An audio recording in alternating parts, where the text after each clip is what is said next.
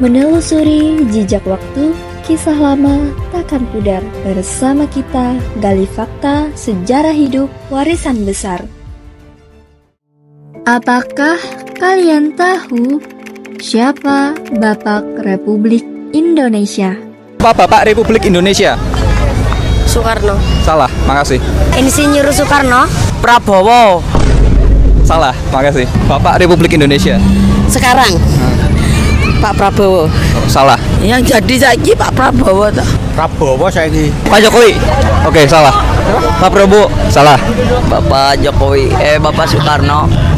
Jokowi sama Soekarno salah, maaf sekali. Bapak Republik Indonesia, buku gratis.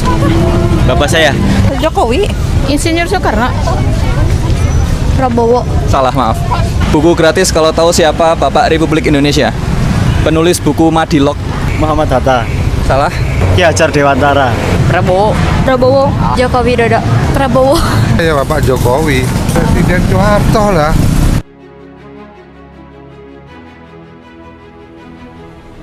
Jadi, siapa sih Bapak Republik Indonesia? Bapak Republik Indonesia adalah Sultan Ibrahim Datuk Tan Malaka yang lahir pada tanggal 2 Juni 1897 di Pandam Gadang, Kecamatan Suliki, Kabupaten 50 Kota, Sumatera Barat. Beliau dijuluki sebagai Bapak Republik Indonesia karena merupakan salah satu tokoh paling berpengaruh dalam sejarah pergerakan kemerdekaan Indonesia. Nama asli beliau adalah Ibrahim, tetapi beliau dikenal baik sebagai seorang anak dan orang dewasa sebagai Tan Malaka. Sejak muda, Tan Malaka menunjukkan kecerdasan dan ketertarikan yang besar terhadap dunia pendidikan. Tan Malaka mendapat kesempatan untuk masuk ke sekolah guru pribumi satu-satunya di Sumatera, yaitu Inland Quick School for Underwijers di Bukit Tinggi hingga lulus pada tahun 1913. Tan Malaka melanjutkan pendidikan ke Belanda di Rex Quick School di Haarlem. Tan Malaka mendapatkan pendidikan dan mulai berkenalan dengan ide-ide Marxisme dan komunisme yang kemudian sangat mempengaruhi pandangan politiknya. Di sana juga, Tan Malaka terlibat dalam lingkungan pelajar Indonesia yang aktif dan mulai mengembangkan pemikiran politiknya,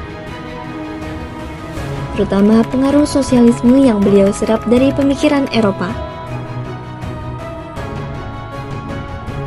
Setelah kembali ke Indonesia pada tahun 1927, Tan Malaka aktif terlibat dalam gerakan politik dan bergabung dengan Partai Komunis Indonesia atau disebut PKI.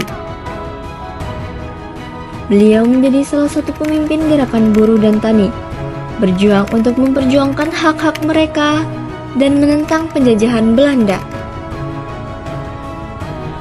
Tan Malaka percaya bahwa kemerdekaan hanya bisa dicapai melalui tindakan kolektif dari rakyat, dan beliau mendorong semua lapisan masyarakat untuk bersatu melawan penindasan. Pada tahun 1945, setelah proklamasi kemerdekaan Indonesia, Tan Malaka tetap berjuang meskipun banyak kawan-kawannya terlibat dalam pemerintahan baru. Beliau merasa bahwa perjuangan untuk keadilan sosial dan redistribusi kekayaan harus terus berlanjut. Dalam pandangannya, kemerdekaan tidak hanya tentang bebas dari penjajahan, tetapi juga tentang menciptakan masyarakat yang adil dan sejahtera.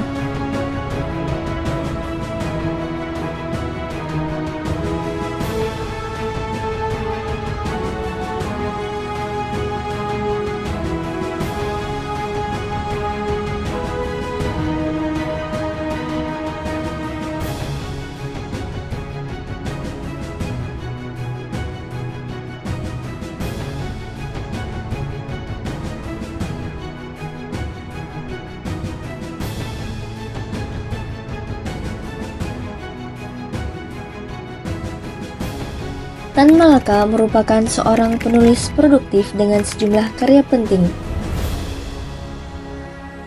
Salah satu karyanya yang terkenal adalah Madilog atau Materialisme, Dialektika, dan Logika. di mana beliau mengembangkan pemikirannya tentang materialisme dialektik dan menjelaskan bahwa pemahaman masyarakat harus berdasarkan kondisi material dan sosial. Karya ini menjadi referensi penting dalam pemikiran revolusioner Indonesia. Selain itu, beliau menulis Nar the Republik Indonesia yang berisi pemikiran dan strategi perjuangan untuk mencapai revolusi. Dalam banyak artikel dan pamfletnya, Tan Malaka menyerukan persatuan dan kesadaran politik di kalangan rakyat. Tan Malaka juga dikenal sebagai orator ulung. Dalam pidato-pidatonya, beliau selalu menekankan pentingnya kesadaran kolektif dan perjuangan aktif, bukan hanya mengandalkan pemimpin politik.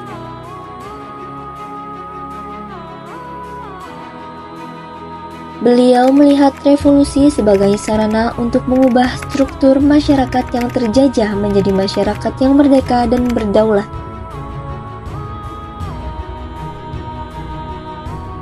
Tan Malaka juga aktif dalam berbagai kegiatan revolusioner dan organisasi pergerakan kemerdekaan, baik di dalam maupun luar negeri. Beliau terlibat dalam Partai Komunis Indonesia atau disebut PKI dan kemudian mendirikan Partai Murbah.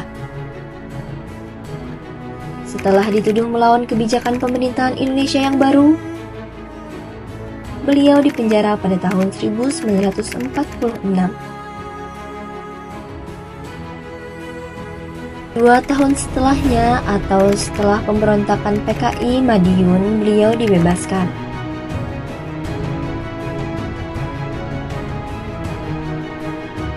Tan Malaka merintis pembentukan Partai Murbah tetapi tidak berhasil menarik banyak pengikut. Setelah itu, beliau melarikan diri dari Yogyakarta ke pedesaan Jawa Timur.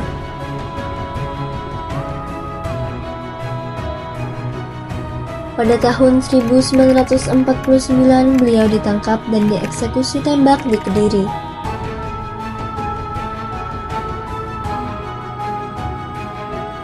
Selama puluhan tahun, makamnya tidak diketahui.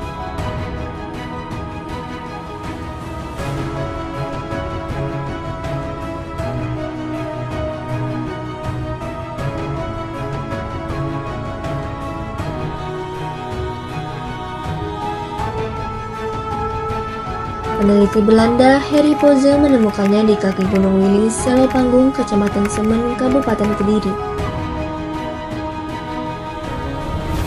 Pada tanggal 16 Februari 2017, keluarga menjemput dan memindahkan jasad Tan Malaka ke tanah kelahirannya di Pandam Gadang, Kabupaten 50 Kota, Sumatera Barat.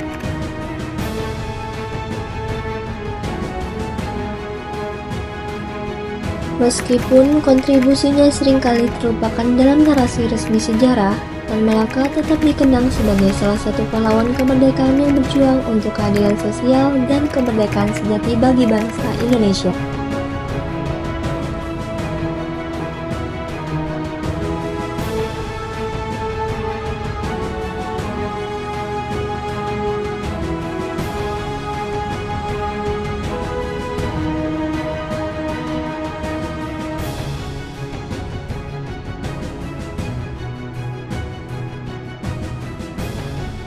Warisan pemikirannya terus hidup dalam ingatan generasi yang menghargai semangatnya untuk memperjuangkan kebebasan dan persatuan rakyat. Pemikirannya tentang kemerdekaan, sosialisme, dan revolusi memberikan kontribusi besar terhadap perjuangan kemerdekaan Indonesia.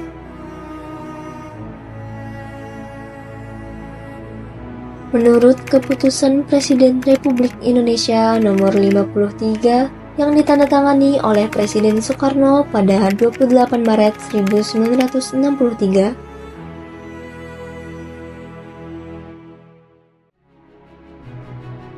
Tan Malaka ditetapkan sebagai pahlawan nasional.